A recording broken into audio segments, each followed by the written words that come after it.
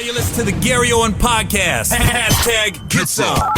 Hey, what's up, everybody? This is Gary Owen with the Get Some Podcast. As always, you can listen to this on iTunes or go to youtube.com/GaryOwenCom. That's where I prefer you watch it because you can see me on YouTube. This week, we have the return of Kenya, the Queen Bee. So I pull her aside, and I said, hey, you haven't been on in a while. You want to come on the podcast? And she goes, yeah, that's great. I'm like, great. And then she goes, oh, by the way, don't cut me off, and don't be a stickler on the little things. Like if I say Oakland, don't be like San Francisco. Because the facts are the same. I mean, some facts may be wrong, but sometimes I may say like simple things like Charlie instead of Shirley. I'm over here. Well, little things. People like when I look at them too. Look at me, baby. Okay. Who are you talking to right now? Because sometimes I haven't told you, I have changed the name to protect the innocent. And Speaking of, then you just be calling the innocent. Well, guess what? Out. That's what we're gonna do this episode. She said, "What do you want to talk about?" And I said, "Let's talk about people that borrow money or ask for money." And we're gonna eliminate names, but I got a few good stories of people that borrow money from me. Okay. And just people in general, because a lot of times when I get messages on Facebook or DMs on Instagram, it'd be killing me when it's somebody asking me to pay their bills, and they give you this huge sob story, or they'll screenshot their eviction notice to make it valid. And I'm thinking, I don't know you at all. And you can't answer, because if you respond, then you're opening those Pandora's box. And what's funny is when people be like, I know you read it. I don't know how they can tell you read it, but they're like, I know you read the message. I don't know if it's on Facebook or Instagram. They're like, I know you read it. And then so one guy asked me for some money, and he goes, you're just like all the other celebs. And I went, oh, so you're asking everybody for money. Because then you'll hear stories about like Nicki Minaj or Ocho Cinco, where they'll pay somebody's college tuition and everything. That's not normal, by the way. It's not normal to respond. That's not normal for somebody you pay for somebody you don't know certain things. Because basically, when you're asking somebody for money you don't know, you're saying, save me. I don't want to do it myself. Save me. Because one of the best stories I ever heard was from a pro football player. And we're not going to name names in this episode at all. I'm going to refrain, Kenya. And I've told you this story before. But I had this conversation with this guy. And he's got a lot of family members, brothers and sisters. And he said one of his sisters came up to him and said she was going to lose her house unless she had to come up with $10,000, basically. So he told his sister, he said, listen, see how much money you can save this month. And when the month's over, whatever you don't save, I'll cover the rest. Month's over. He goes to his sister. He said, how much you got? She goes, I don't have anything. He said, I can't help you. He said, Gary, if she would have said $1, I would have gave her $9,999 because at least she showed an effort. When I gave her the option of whatever you can't save, she just took it as, oh, he's going to take care of it. And she didn't even try. So the house really didn't mean that much to her, because if it meant a lot, you're going to save every penny you got just in case your brother can't come through. A lot can happen to him in a month. And I was like, wow, I never thought of it like that. And that just made the most sense to me. You know what I mean? Well, okay. So I think the college thing's a little different. The what? The college thing, especially when you're talking about people, celebrities, or people that may have means, whether or not they're celebrities. So I think the college thing is different, because I think people sometimes just give to different, college situations, or you read about a story that moves you. I don't know if people are necessary. Maybe they are. I don't get those kind of DMs like from college kids saying, hey, can you help me with college? I get more DMs like, my bills need to be paid.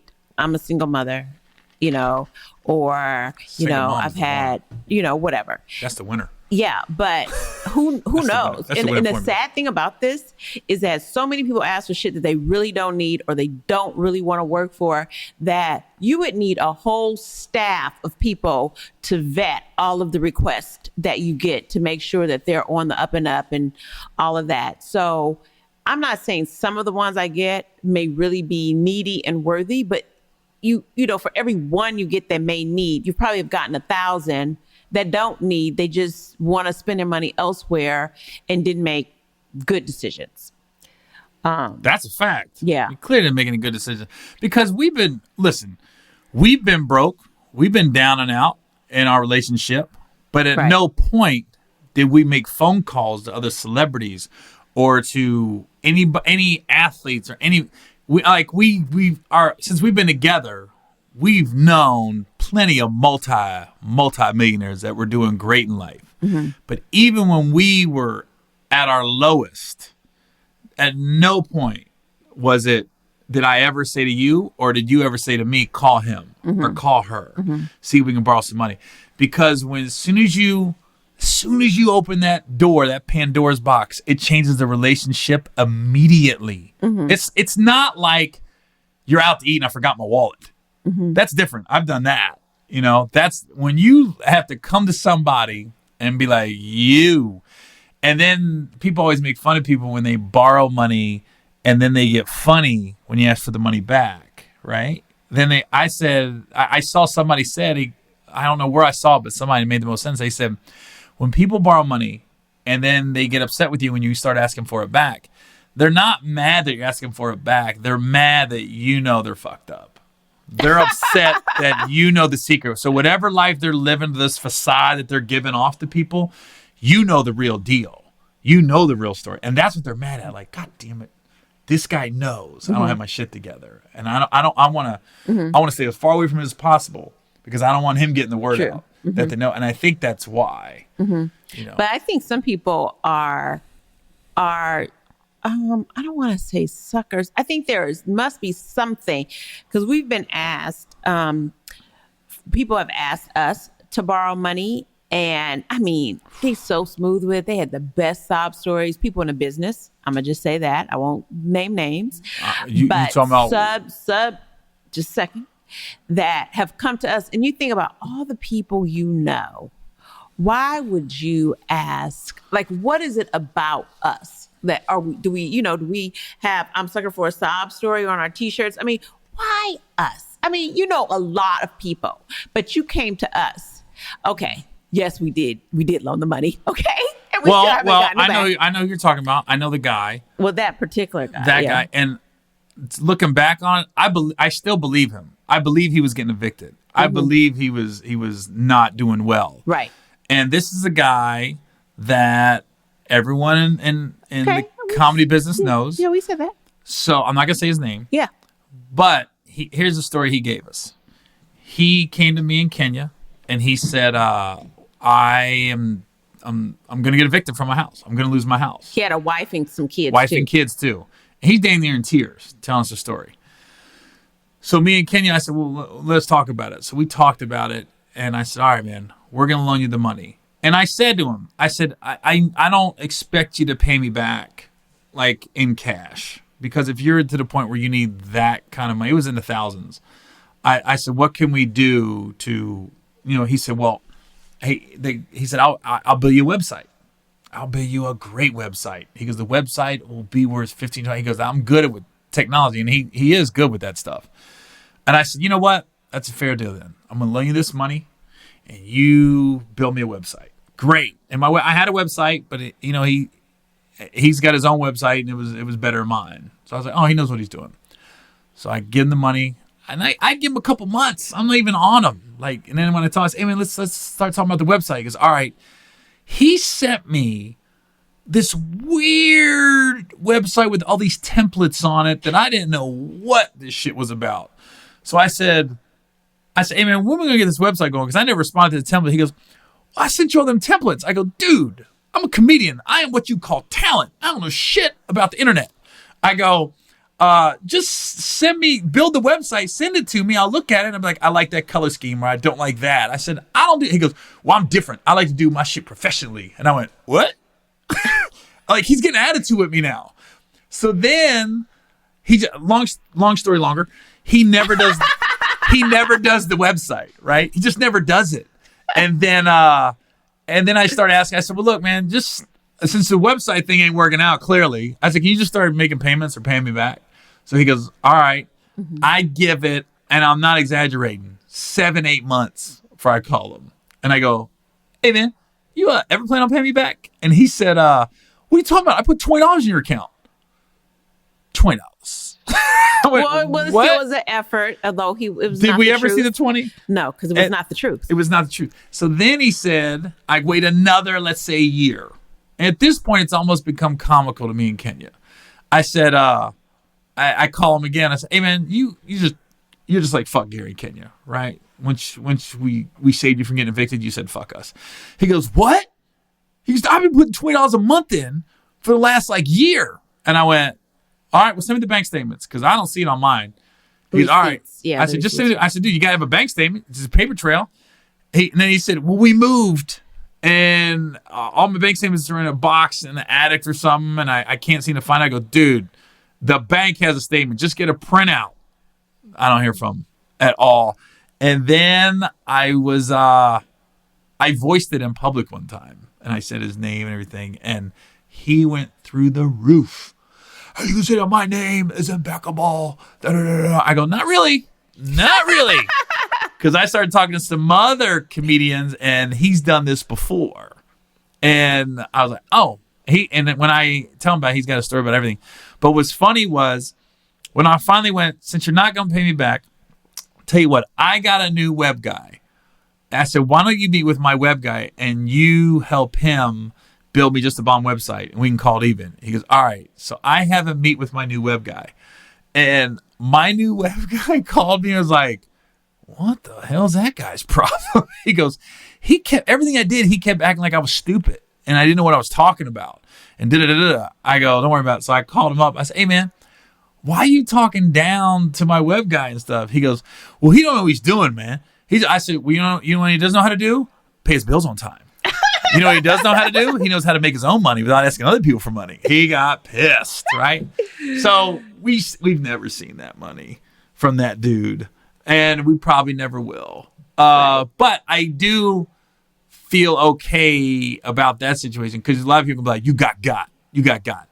I kept 2 kids from being homeless. That's how I look at it.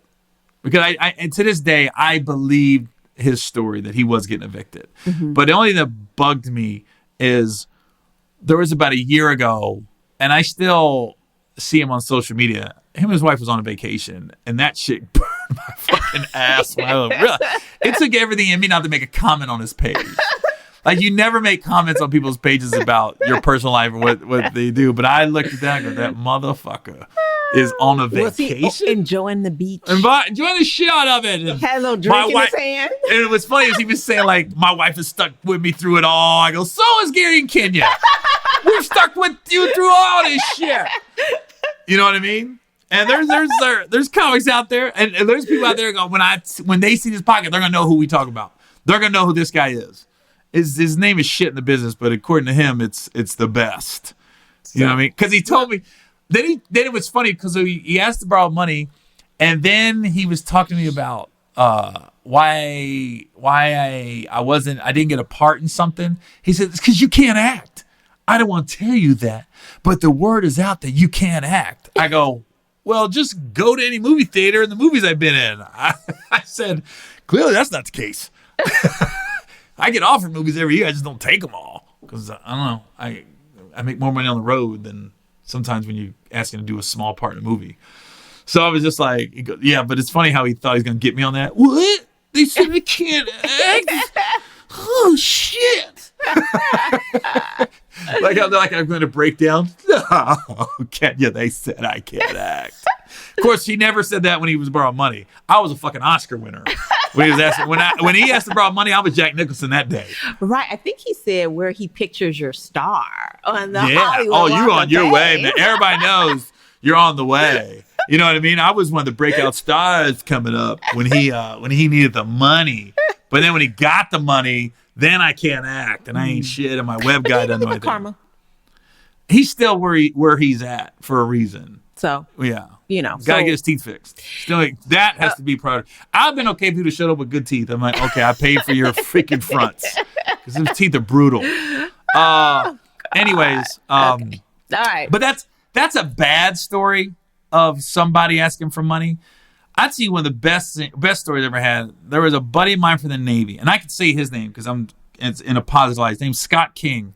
He was one of my good friends when I was in the Navy, and honestly, we've just kind of grown apart because I don't live in San Diego anymore. He's down there, and he's been to, and you love Scott too. Scott's great. Yeah. I need to get back in touch. Honestly, yeah, life just happens. Yeah. You just separate. Scott King's his name, and he got put in jail one time. Oh. Nothing he did wrong at all. He was in jail. What are you talking about? No, I was there. The whole thing happened. I saw it. He breaks up with a girl. The girl he broke up with was psycho. So I'm at Scott's house because when I moved to LA and first started open micing, I'd come back to San Diego because I didn't have my apartment anymore, and I'd stay at Scott's house. And so I'm at Scott's house, and he's got like his cousins there. Two of his cousins was there. This girl that his cousin was seeing was there, and Scott's new girlfriend was there. And the girlfriend, I guess, the old girlfriend, the ex that he broke up with, before I got there, she had tried to sneak in through the window, or she did sneak in the window. And Scott, and I was there. No, I'm sorry. When I got there, she was in the bedroom. She had snuck into the window. So I'm hearing this commotion. And Scott walks her out, and Scott's a stocky guy, but everything about Scott, he's laughing the whole time. So I never take him serious. He's literally got this girl in a bear hug, and it's like out of a movie where she's screaming, the legs are kicking, and he walked her out of his house into the front yard, and she's going off.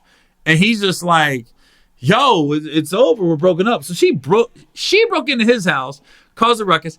He never hit her. He never did anything. All he did was he got her in a bear hug and carried her out of his home.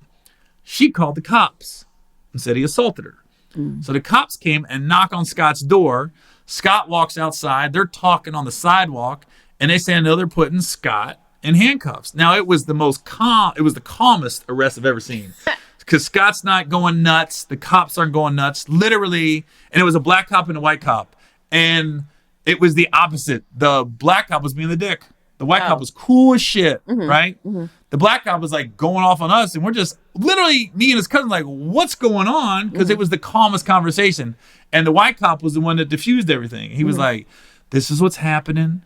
She said with assault, he admits to putting his hands on her, not hitting her, but just escorting her out. And his cousins are going fucking nuts. They're like, nah, man, that bitch. And I'm trying to be calm with the cop. So I'm now talking to the white cop to the side. And so I said, what are our options here? He said, well, he's going to go down, going to be detained. And he goes, just here's my card, call this number, blah, blah, blah. So Scott goes down to San Diego jail right downtown. I'll never forget, we found out his bail was $2,000. So does that mean his bond was $200? $2,000. You just said his bail was $200. You usually put down 10%. So then his bail was $2,000. I paid $2,000 to get him out of jail that night. So maybe you had $20,000. Is that 10%? It could have been. Whatever it was, they wanted him to pay in full. Maybe it was. All I know is I paid $2,000, and literally I had I was making a lot of money at that time. I had like $2,500 in my savings account, and his cousins were literally unplugging the TV. They were going to take the TV, his TV, and go to the pawn shop. They were taking all Scott's shit. None of their shit. Scott's shit. And what's funny, Scott's from Dayton, Ohio, and his cousin's from Dayton. And I get it. They meant well. It's not like they were trying to fuck the color. Right. They were just panicking. Right? And they're like, man, my man ain't sitting in jail tonight, man. We got to get him out. Right? So they're unplugging shit. I was like, what are you guys doing? They're like, we got to get him out, man. I go, hold on. I go, let me check my account. So I went down to the bank. I was at Navy Federal. I asked what I had, $2,500. I said, all right, can I withdraw $2,000? Went down, bailed him out. And I'll never forget when I gave him the money, they said it's going to be like a couple hours for Scott gets out. So I you went to a bail bondsman? Or I went directly to the jail. Okay. I can't remember exactly. Okay, that's okay. That's a little thing that I didn't need to ask that. Okay, go All ahead. right, sorry about that. No, anyways, sorry about that. but I do remember I was on Comedy at the time. I wasn't hosting, but I had been on TV a few times. So this is like 98. And the lady at the jail recognized me when I walked in. She goes, "Hey, you funny white dude, BT." I was like, "Yeah." She goes, "What are you doing down here?" I said, "Bail my friend out." I said, "The streets are calling." So she's laughing, and she looked up his case for me, and she goes, "Oh, yeah, he's going to be out a little bit. Just wait here, blah, blah." So I think about 45 minutes went by. Scott comes out, and this is the same day. So this is probably noon that this happened, and this is probably 8 or 9 p.m. that he's getting out. So he was literally in jail 8 hours, around there. This Scott comes out and kisses me on the lips. I don't think he meant to kiss me on the lips. He goes, he just didn't know what to do. He hugged me because I got him out of jail. Okay. He didn't know how to react. And I go, "Dude, the fuck was that?" And then he started laughing. And so he's in the car, and he's just tripping right now. He goes, "Man, what the fuck are they in jail? Real criminals." And then, Scotty kind of stutters and he gets excited. "Criminals."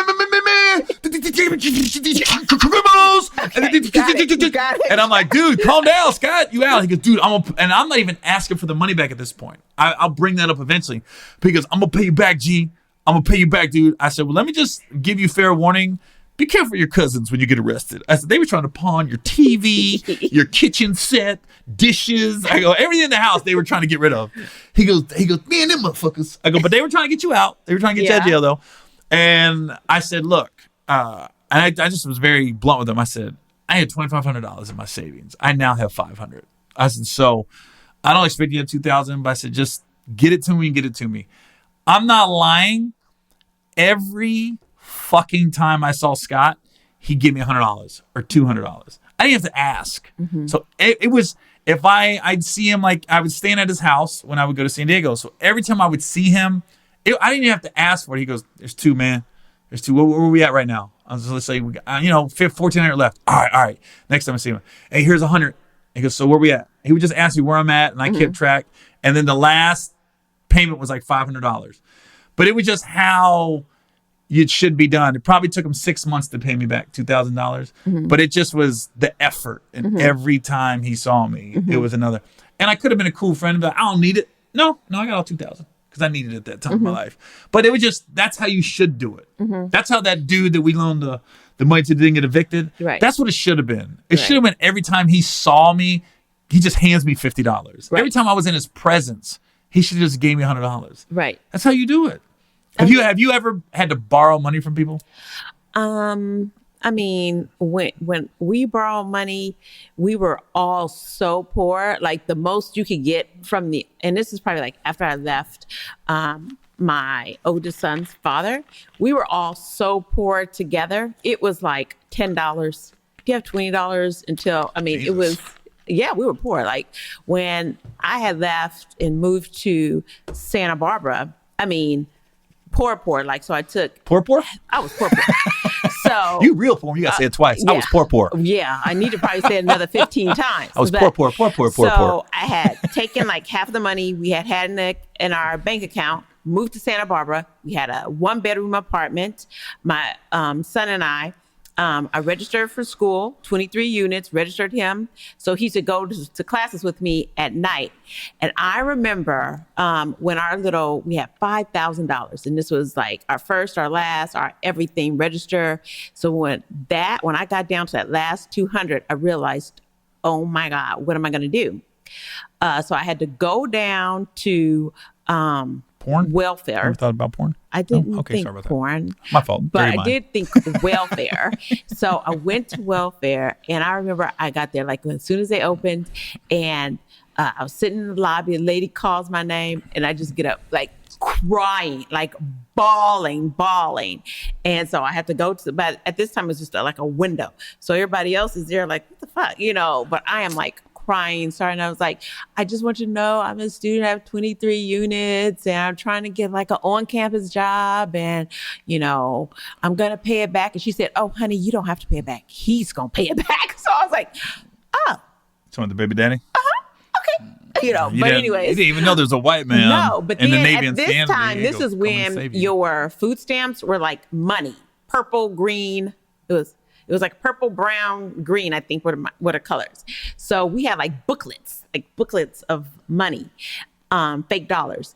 So anyways, so that's pretty much how I like got by. I would go to the grocery store, like be early so people are not like judging me. Like when you have to whip out your booklet of your fake money. You didn't borrow money from anybody. Well, no.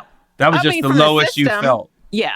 Yeah. But that you had to use the system to help you get by. And it's so funny because before I think I was on welfare, I don't think I was judgmental, but maybe sometimes I was a little judgmental when I saw other parents in the grocery store and I'm critiquing what they got in the basket. Like if I feel they got too many sweets or too many bags of chips and, you know, I was a little judgmental. So it was very humbling. So, food is food when you're broke, man.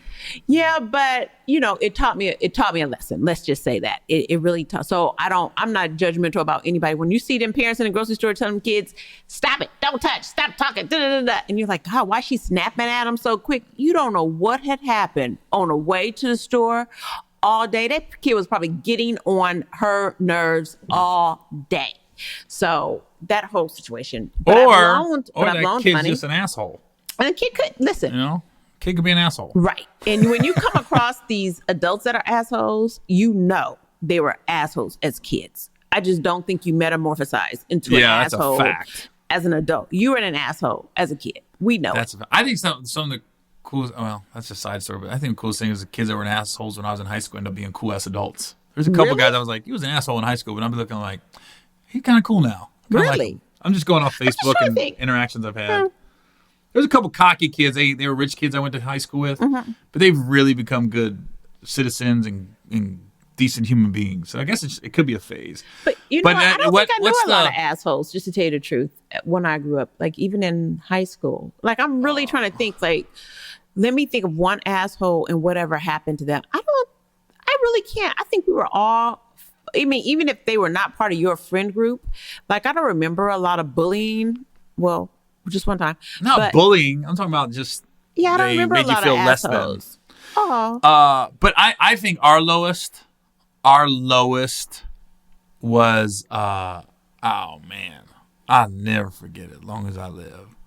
We got taken by some realtors and we had to move. We were living outside our means. We had a nice big house and LA, and we had to move to a smaller house. And the bad part about it was our house stood on the top of a hill. And then so we were looking down on we had to move to a small house where we could still see our fucking old house. on top of the hill. And I went, those motherfuckers are not.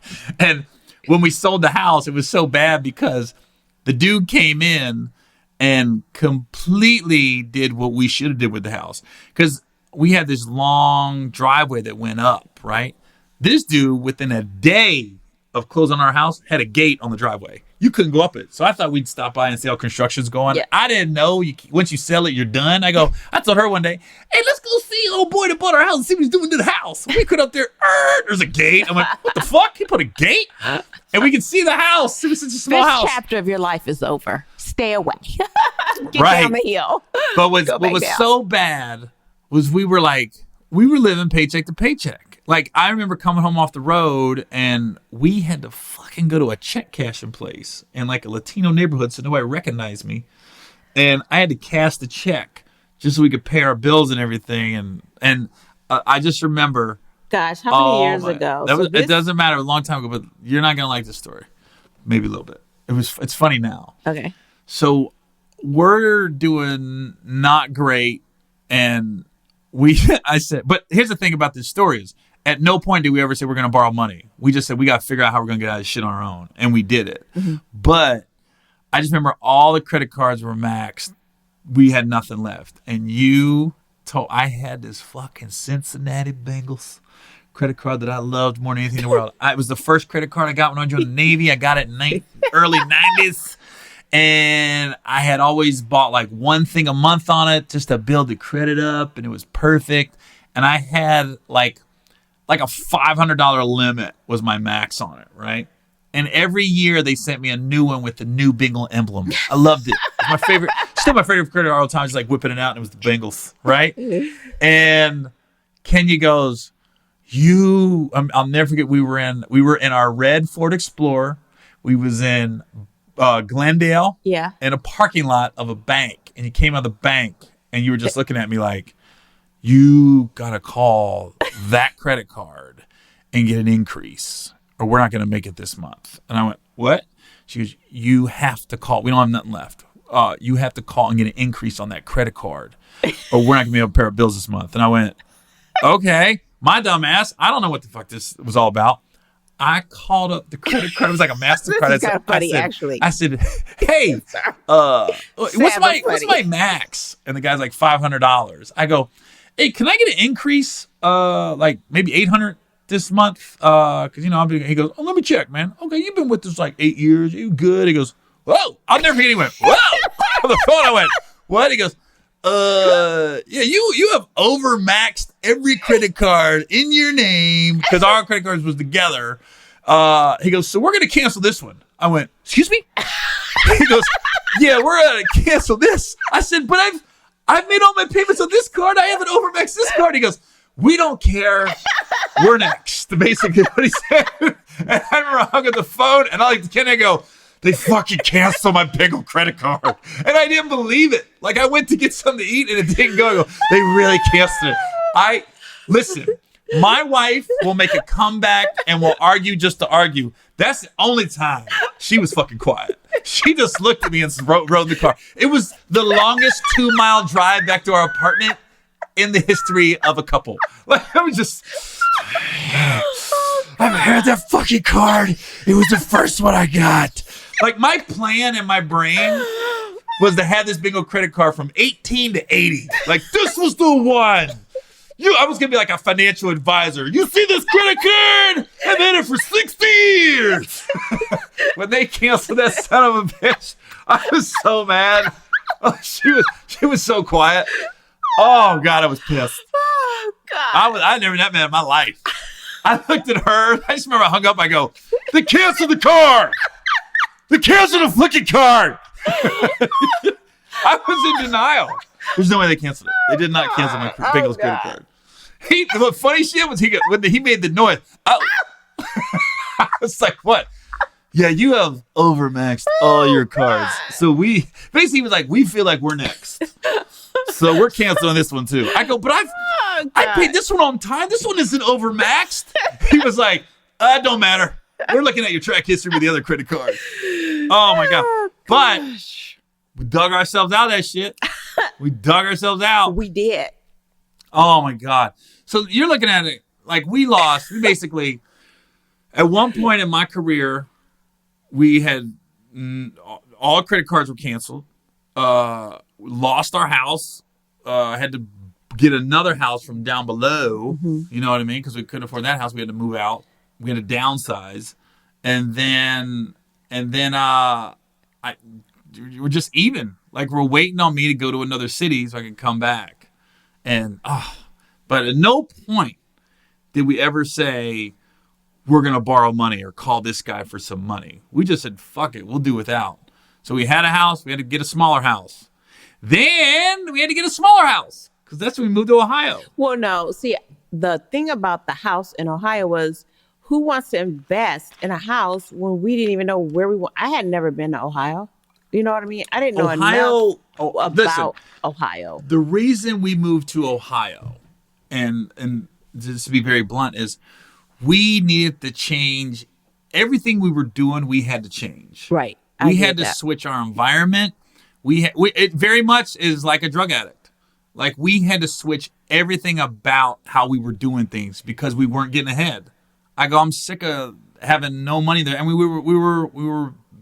were not paycheck to paycheck, but we were just breaking even on everything at that point. Mm-hmm. It was like, we weren't Well, saving doing any a lot, money. yep. And we were just like, Well, and when we're- you get behind, you have to play catch up. Well, you Plus pay- whatever is coming. You know what I well, mean? you pay So, yeah. catch up, and then but you're playing catch up in a smaller house. Doesn't help, and you're looking at your old house on the hill, and then I was That's like, I just looked at you. I said, "This is crazy." I said, "Let's just go back to Ohio." And I remember I said, "Let's give it 2 years." I said, 2 years is fine. It's a lot cheaper to live. I know the area.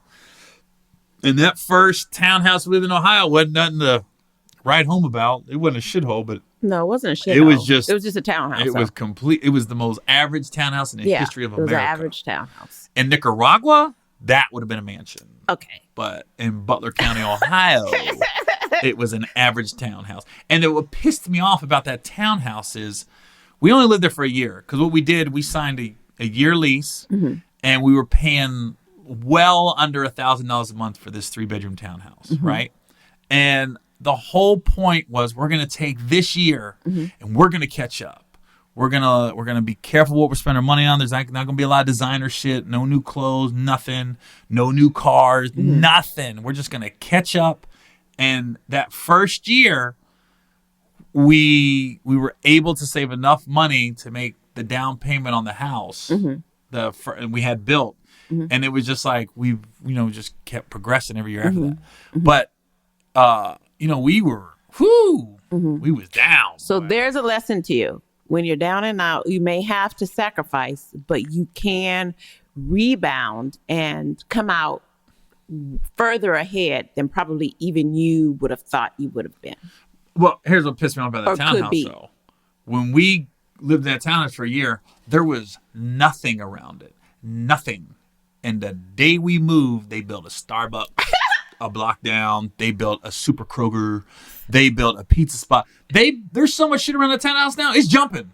It's jumping. When we lived there was a gas station and a Putters. Yeah.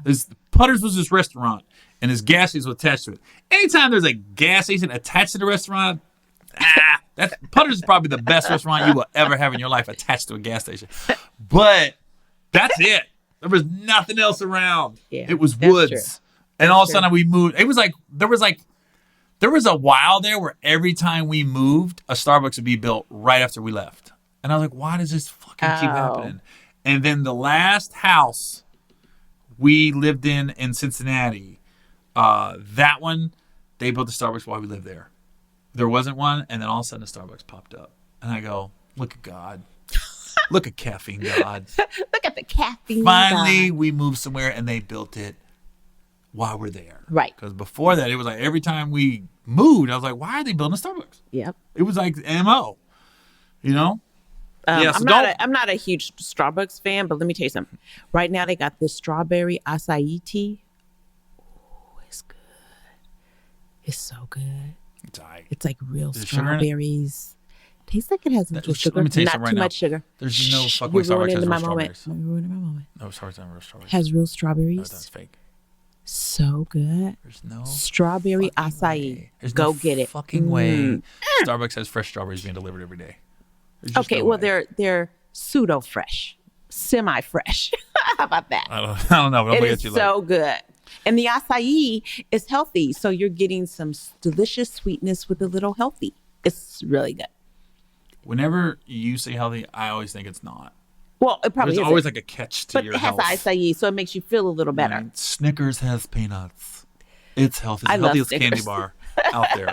It's the healthiest. Snickers. I mean, but Snickers is a candy bar you should want to have if you're ever like stuck, lost, stranded. Why? Because I really do feel it should be almost a food group. Like it could save you if you had a Snickers. It has some protein with the peanuts and Okay. some sugar and stuff. I'm telling you, if there Over was like only a payday? one, oh yeah, if there was Payday's only got a bunch of one nuts. thing you could have and you were like stranded, you should want it to be a Snickers. Is that your favorite candy bar of all time? Snickers? Yeah, but I like that double stuffed peanut butter, like Reese's peanut butter. Like the Easter egg one? I don't like the texture of the Easter egg. That's different. But just the regular cup, and it comes like double stuffed with extra peanut butter. To That's me, good. the best candy is not even close. Is What is it? Reese cups in the freezer. You put them motherfuckers in the freezer with Can a you nice imagine glass you of push almond a milk. double stuffed? Well, the Reese's Easter cup? egg ones were always the best because they were like Excuse me, that's where the texture double is stuff different. came from. No, it ain't. It's creamier or something. I'm a texture Shit, I don't know what person. you talking about. The texture is different. Than a normal Reese cup. You might be a little right. I'm a very right. How about right. I'm Hey, just let's right. go back to my Bengals credit card so you can be quiet. Just kidding. Oh God! Couldn't buy a that's Reese so cup funny. that day. No. I was just starving. Sorry, but okay. So I have a story. So I have had people that have borrowed money from me. Oh, we gonna tell that one? I like No, that no. one person that borrowed, but I Hold thought up, that was hold low. up, hold up. Somebody I'm else gonna borrowed. tell it. All right, I'll be quiet. I'm gonna go Thank now. you.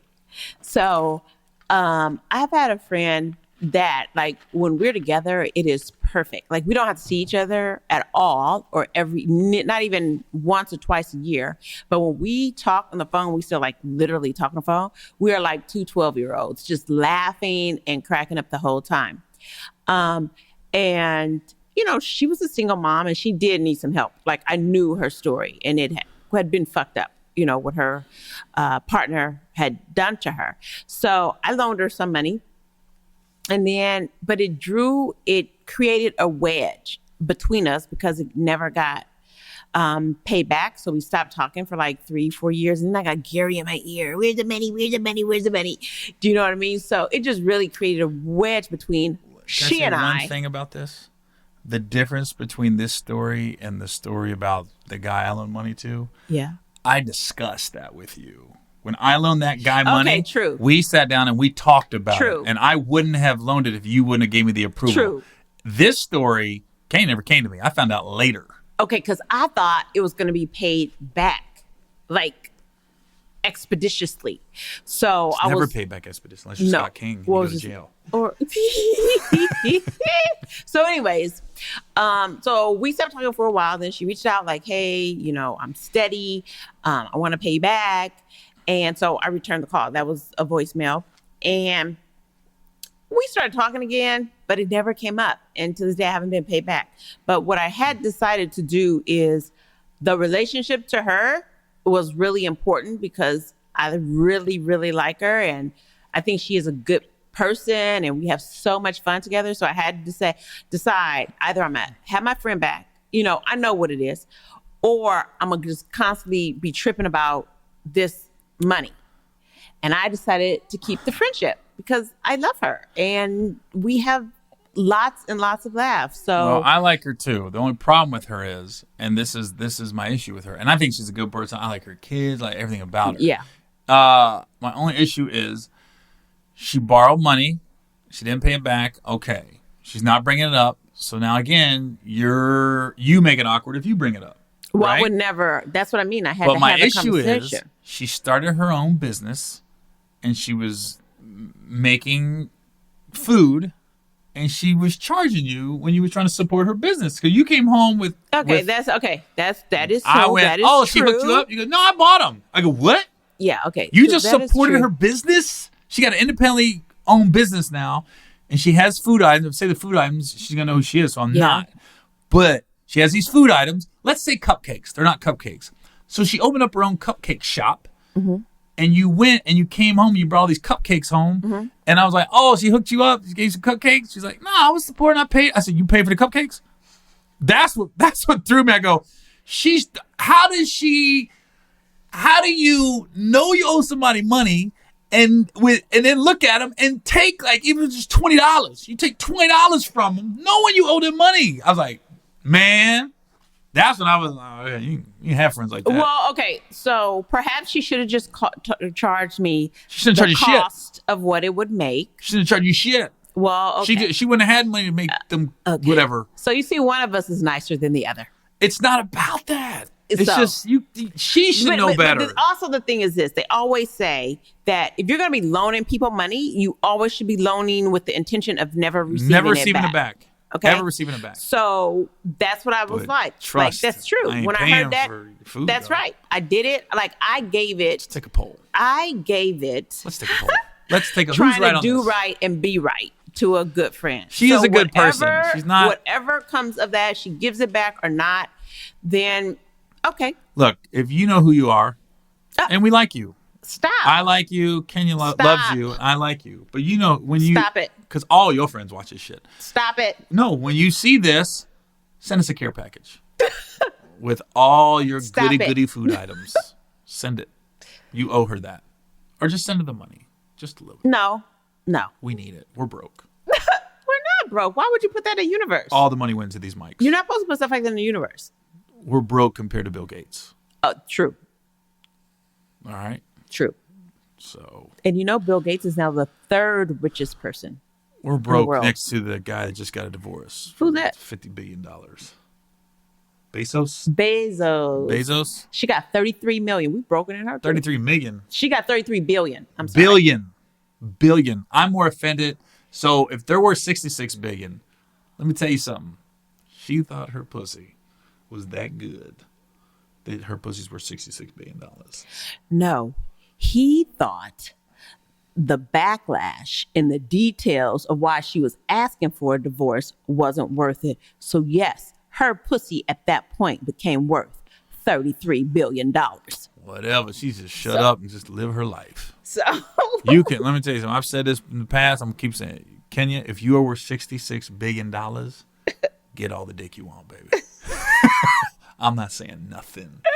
I'm going to Jamaica. I'm going to Jamaica and meeting a 20-year-old. Have fun. Make sure he wears a condom. I wonder what I'd be like that. Huh? You wouldn't. No, I don't think I would. I'm not gonna talk about myself. 66 billion. Yeah. I might be in space. I might be banging aliens. Weirdo. Sorry about that. I just want to try it. You banged a Mars? Metal? I don't know. Not metal. Aliens are metal. Aren't they made of metal? No, robots are made of metal. Oh. Aliens are different creatures. Oh. I'm trying everything. If I'm 66 billion, I'm doing everything. I'm going into space. That's what they say about some of these rich R&B and rappers now. They have so much money. They're so bored because they've done it all that's why they start to do each other. Oh, okay. Well, maybe I don't want to be that rich. Yeah, maybe I take not. it back. I don't want to do that. Maybe talking we'll about take guys that back. doing guys because they get some girls. Guys doing all kind of stuff. Animals. They get bored. Nah, I'm good. I'll stick where I'm at then. I take it back. I don't want to be that rich. Yeah, just be cool. How did this episode go from who owns your money to fuck everything? I don't know. All but 66 billion. You had something else you had said. Since last time I was on the show, you talked about my notebook. I didn't bring my notebook. I would have jotted a little note. There's other episodes. You don't have to get everything in every episode. No. The best Something episodes you had happen said organically. I could have wrote down because it was something that you said that I had a comment about. So listen, I don't want people to think we're loners. What does that mean? I've loaned one person money in my life, and I bailed a friend out of jail. That's the only time I've come out of pocket to give people money. Kenya loaned a friend of hers that's still a friend. A good friend. Good friend, but she should know better. And I like this lady, and I like her this day. I should know better. I like her company. The one that got me when you let the money go was when she charged you for the food items. Okay. That did set you off. I looked at you like, what? Well, I thought, because remember how happy I was? Yes. Because you came in, I go, oh, she hooked you up? You go, no. And you had forgotten you loaned her money. That's how you just forgot. Because you go, no, I was supporting. In I said, a normal no. situation, had I been thinking, I would have said, oh, yeah, she hooked me up. So we could have just dropped it at that point. But I was just really trying to be supportive and helpful to what she was loaned her money. Trying to do. I think I always try to be supportive and helpful to my friends or just other women, really. That one just bugged me that she charged you. I don't know. I think I am much more sympathetic to women than men. So I don't know. What would the story be if a man needed to borrow money from me? I don't know if I'd do it. A guy borrow money from you? Unless I remember it's one of my kids. I remember a guy ripped you off when we first started dating, and I told you he was going to rip you off. Oh, that was business. That wasn't like a romantic. Invest in something. Yeah, that was. And you invested got it. some money. Yeah. And then when you said, "Hey, what's up with the investment?" He got smart with you. You knew the risk. Right. You knew the risk, and I was like, "What?" And I shook my head. I go, "Never." Yeah. That's why I don't Let do me tell you something about business investments. I mean, they're all risky. So. But it's all how you present it. When somebody says No, surefire, risk. I'd be like, it's doomed for failure. Okay. I had one guy try to I had one guy one time. I remember I was shooting a movie somewhere, and I have my Tuesday nights in Cincinnati, and this guy would not leave me alone about meeting Chad Johnson, Ocho Cinco, and he kept like showing up, like with like his cronies, like the two other guys. And he buttered me up at first. He buttered me up like, "Hey man, you the funniest and think you're cool." And I was like, "Oh, I appreciate that, man." And he goes, "That's just cool. You're doing something for the city and getting people out and stuff." Yeah. And then Chad started coming every Tuesday to my shows, right? Mm-hmm. And because for those who don't know, I used to do Tuesday nights at the Funny Bone in Cincinnati when Chad was there. So like over 10, 15 years ago. And it became the spot. It was the place to be in Cincy on Tuesdays. All the Bengals was there. So all the, the socialites were there in Cincy. And this guy buttered me up. And I was like, yeah, man, it's cool. And then Chad started showing up. And I thought he knew Chad. And then one time he goes, "Hey, Gary, can you introduce me to Chad?" And I go, "All right." So I said, I introduced him. And 5 minutes later, he's still talking to Chad in his ear. And I'm sitting here looking at him like, "Motherfucker, hello?" And then leave. And I could tell, and Chad's a nice guy, he's polite.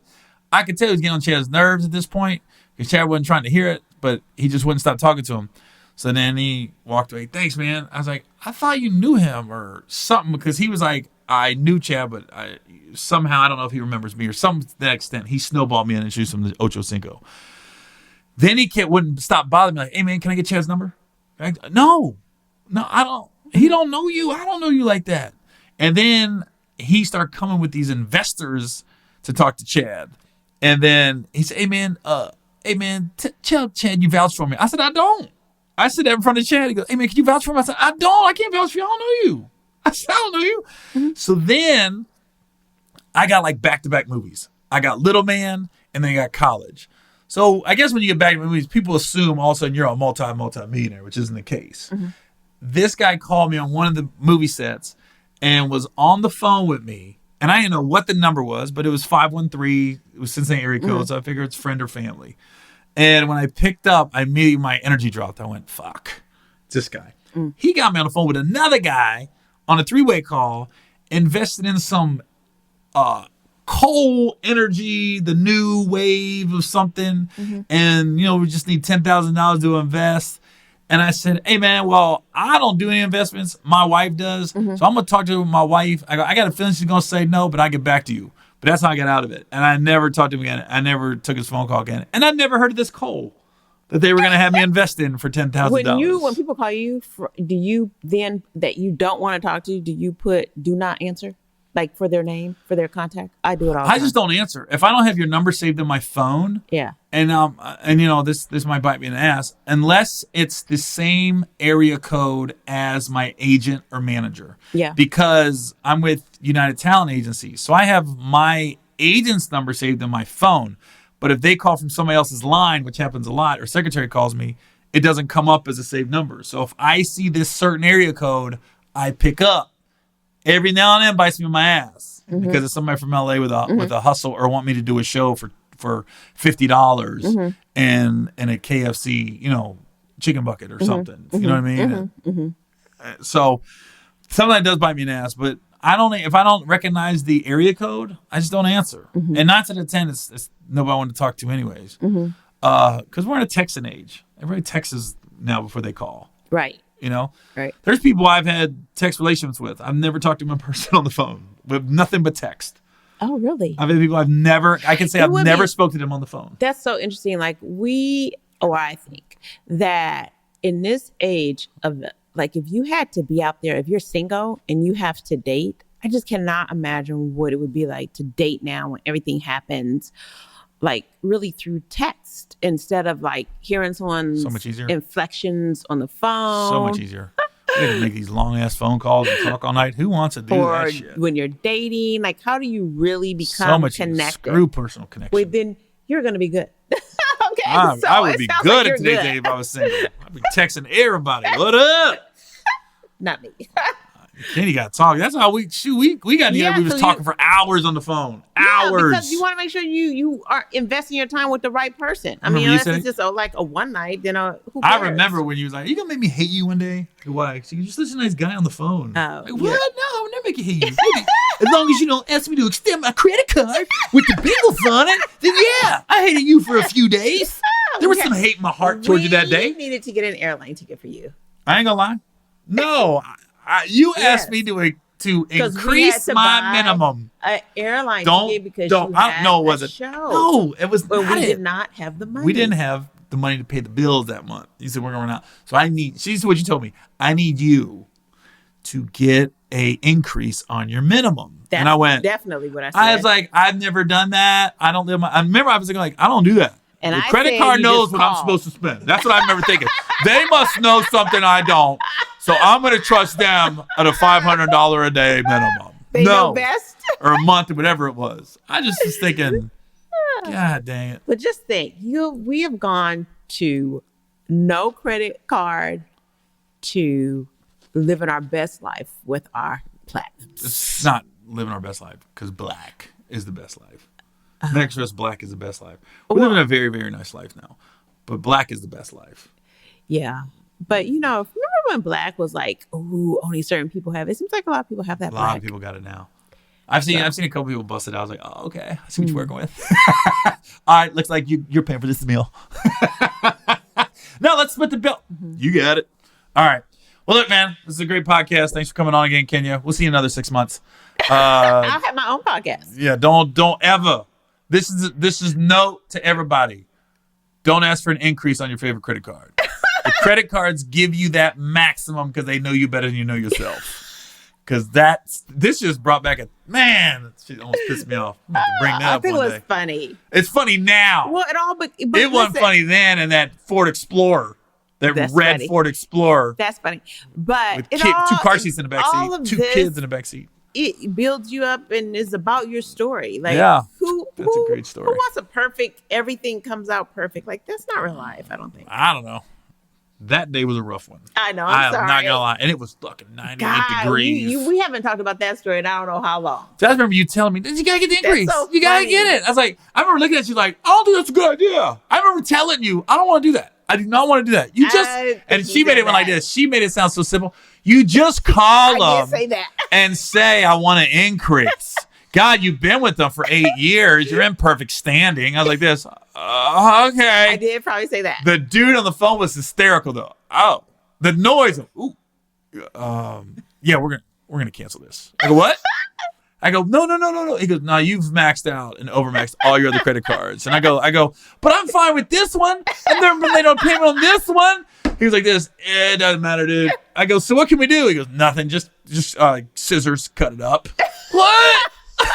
But I just remember I had it in my closet for like a year. That's funny. I just would stare at it like, I sure do miss using this credit card. Aww. I just like having the Bengals in my wallet, I think. Aww. Yeah, the abusive team that doesn't take care of me. That's funny. But, all right. Live within your means. Live within your means. Please. And don't borrow money, everybody. Just get another job. Oh. For real. But we also didn't have anybody to borrow money from, so maybe our story would have been different. I knew some people I could have called. Oh. I could have called. My family was living... The shit hits the fan. I had some people I could have called. And granted, they could have said no. Right. But I had some people I could have called. But just know, anybody listening to this podcast, the minute you pick up that phone and ask somebody to borrow money because you can't pay your bills, it changes the relationship. Not I left my wallet at home or my credit card. There was fraud, so I can't do anything right now, and I don't have any cash. There's certain situations. You're not broke. This was, if you say I can't pay my bills, people look at you different. Because that dude that borrowed money that didn't pay us back, I always look at him like he ain't got his shit together in every aspect of his life. So.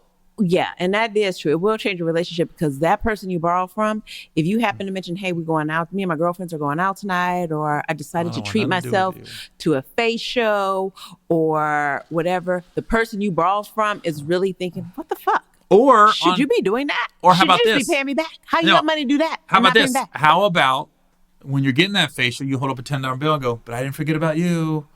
Just saying, I got a little something for you also. That's all you need.